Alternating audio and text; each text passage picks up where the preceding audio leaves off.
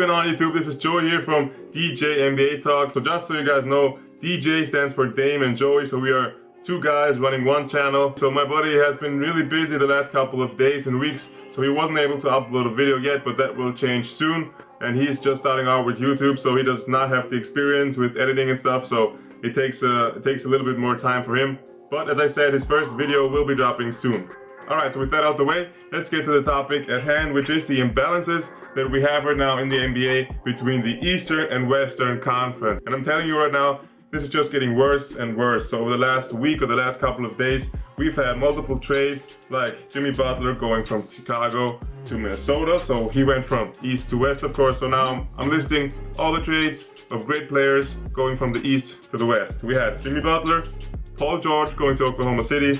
Paul Millsap just announced that he signed with the Denver Nuggets. Brook Lopez also got traded from the Brooklyn Nets to the Los Angeles Lakers. Also, great player as we know. Carmelo Anthony seems to be the next one on the list. So he could either go to Houston or the Cavs. Of course, I would love seeing him go to the Cavs because without Melo, they really didn't change anything over this postseason, or they didn't really get that much better. And as we all know, they won't beat the Warriors because the Warriors are now looking after Nick Young. If they can sign Nick Young, then I think they are just untouchable. And even the Eastern Conference in general. Let's look at the Eastern Conference right now. Who do we have, or who could compete with the Cleveland Cavaliers? Any team. Name me one team.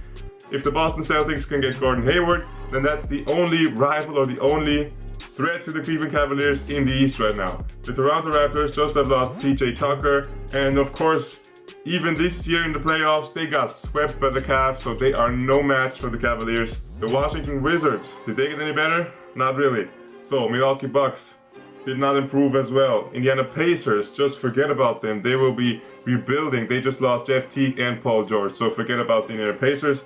The Chicago Bulls already announced that they will be rebuilding. Next up we have the Miami Heat. Yeah, the Miami Heat are maybe one of the only teams that will be one of the better teams in the Eastern Conference in the upcoming season. Next up we have the Detroit Pistons, who were 10th in the Eastern Conference in the 2006 and 2017 season.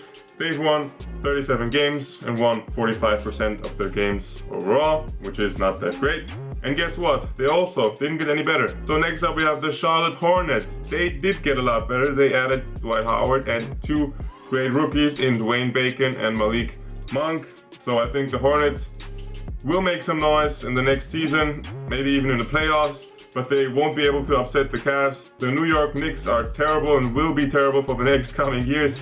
I mean, it's just really, really sad for Knicks fans because Melo is going, of course. They not only have Derrick Rose and Kristaps Porzingis, but it's also very likely that Derrick Rose will leave the Knicks. So yeah, the Knicks will just stink even next season. Really sad time for Knicks fans.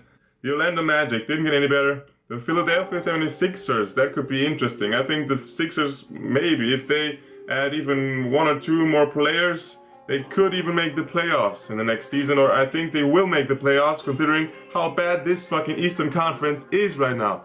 I mean, the Philadelphia 76ers went from a 28-win team right now to maybe, I mean, they could even become the sixth or seventh seed in the Eastern Conference next season.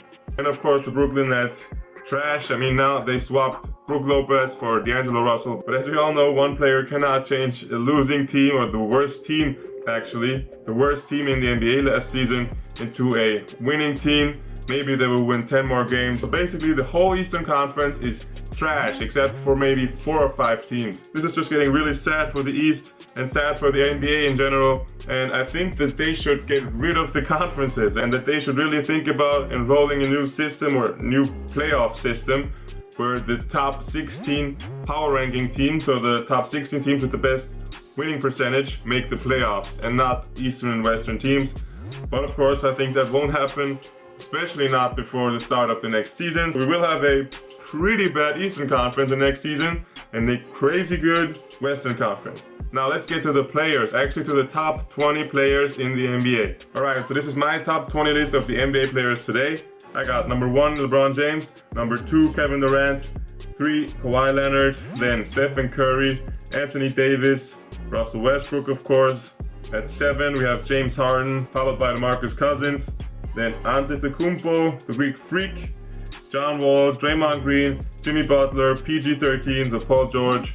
Then we have Damian Lillard, Rudy Gobert, CP3, Klay Thompson, Kyrie Irving, DeMar DeRozan, and Isaiah Thomas. Alright, so that's my list, so feel free to leave a comment down below in the comment section to let me know what you think about this list, and maybe if you would change anything, or if you think that this list is trash, if you like the list, if you don't like it, just make sure to write it down in the comment section. So now, out of these 20 players, let's look which player comes from the Eastern Conference and which player comes from the Western Conference. And this is just where it gets crazy, alright? So, out of the top 20 players that I just mentioned, 14 players come out of the West and only 6 players come out of the Eastern Conference. I mean, that is just crazy enough in itself. But now let's look at the top 15 players. Now we have 12 players out of the West and only 3 players out of the Eastern fucking Conference. I mean, I don't even want to think about the All-Star game. Alright, so once again, please let me know in the comment section what you think about this top 20 list. What you think about this Eastern-Western Conference imbalance. And if you think that the NBA should change that. If you liked the video, please of course leave a thumbs up, subscribe to the channel. Thank you guys for watching, and I will see you in the next one.